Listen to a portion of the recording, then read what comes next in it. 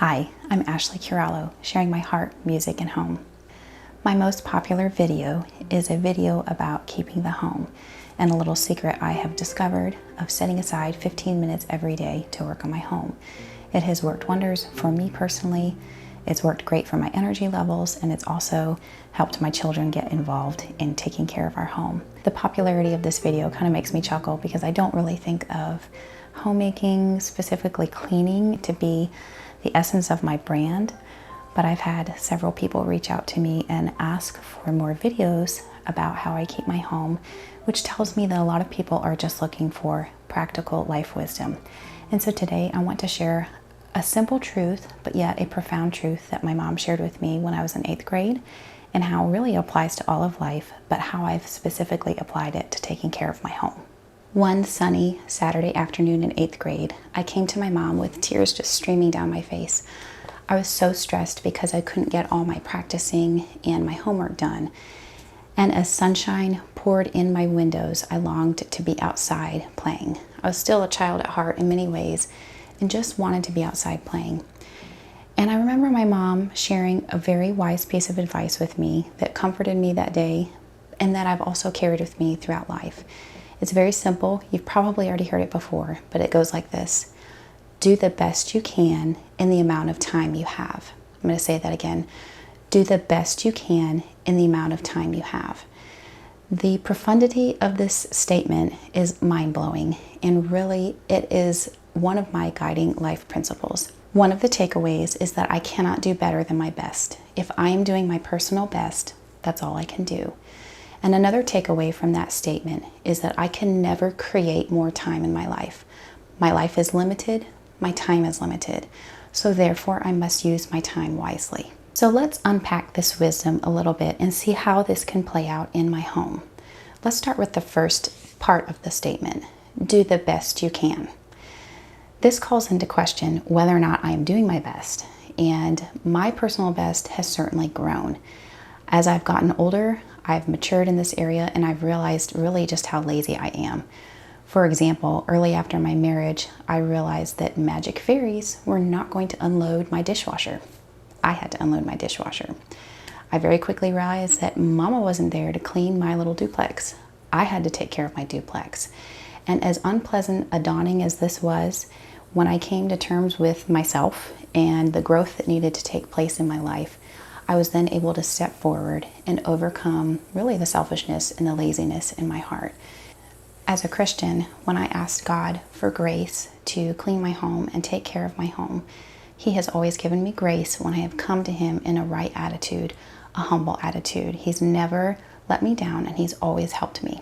Oftentimes, I don't do the best that I can. I let myself off the hook with thoughts such as, well, I'm tired, or I've already done that, or I don't want to do that again. But when a task needs done, I need to just embrace it. Jump in, do my best, tackle it with tenacity. Don't let the task overcome me. I must overcome the task. Training myself to do what needs to be done is the essence of self-discipline. When I choose to live in a self-disciplined manner, I set my mind to do the next thing, even if it's not what I want to be doing. I often ask myself, maybe not in words, but in essence, what needs to be done right now? It might not be what I want to do, but when I take that next step and do the next thing that I need to do, God's grace is sufficient for me, and He helps me do what I need to be doing. So really, it's a matter of mind over matter. Forcing myself to do the next thing then gets me going, and once I get started, it's often downhill from there. The start is often the hardest, but once I get started doing the right thing, then the grace flows and I'm able to accomplish what God wants me to do. So we've talked a little bit about doing our personal best, and really, as the old saying goes, putting our nose to the grind and implementing self-discipline, doing what needs to be done, even if we don't feel like it. That is the true essence of self-discipline. So we talked about doing our best, so now let's move on to the next part of the statement. In the amount of time that you have. My time is limited. That is a fact of life. Once I started realizing this, it was almost like 1,000-pound weight was lifted off my shoulders. I can't do everything. I can't have a Pinterest perfect house. I can't be a perfect homeschool mom. I can't practice for 10 hours a week for piano at church. I can't do, you name it. I only have so much time, and I need to prioritize what is the most important. And honestly, having every single dust bunny chased out of my house every single day is not a wise use of my time. I don't have time to keep a Pinterest perfect house. What I do have time for is to create a warm and loving environment where my family is fed, they have clothes to wear, they feel comfortable, and they feel loved here. It's not perfect, but our needs are met here. And I want everyone to feel invited. And this is something that I have had to grow in over the years. I've been very fretful about keeping everything put away, all the toys put away constantly.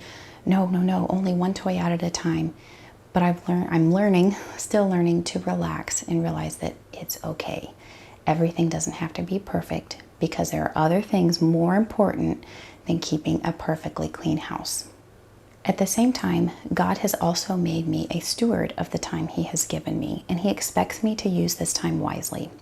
A huge part of my responsibility right now as a homemaker is to keep my home and make it a place that is clean and inviting for the people who live here full time and then any guests who might come over. I need to take my job as a homemaker seriously and do the best I can to keep my home relatively tidy and relatively clean. As we go back to the phrase, in the amount of time you have, I think of that word time. That word time implies that I am giving time to my home. I am making time for my home. In homemaking, I must make time for my home. That must be a priority to work on my home a little bit every day. I don't know about you, but I don't have 2-hour chunks of time to clean my home, nor do I have energy for that kind of blitz cleaning. So I have found the best strategy for me is to set aside a little bit of time every single day. Whether it's a 10-minute chunk, whether it's even a 5-minute chunk, there are things that I can accomplish even in a small amount of time. By choosing ahead of time every day that I will make time for taking care of my home, I automatically know that there will be margin in my day for taking care of my home. On homeschooling days, the margin is pretty slim. We might not have a lot of time to work on our home. It might only be 10 or 15 minutes, but every single day we set aside that time.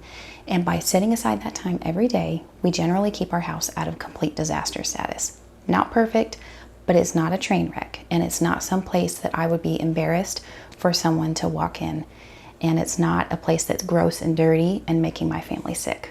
I've mentioned this several times in this video and also in the other cleaning video that I mentioned. One of my favorite tricks is to set a timer for 15 minutes and see what I can get done. This is usually what I do with my children several times throughout the week. My goal is to do it every weekday, but honestly, it translates into maybe 3 days a week. My goal is to teach them how to do chores. I'm not doing all the chores by myself.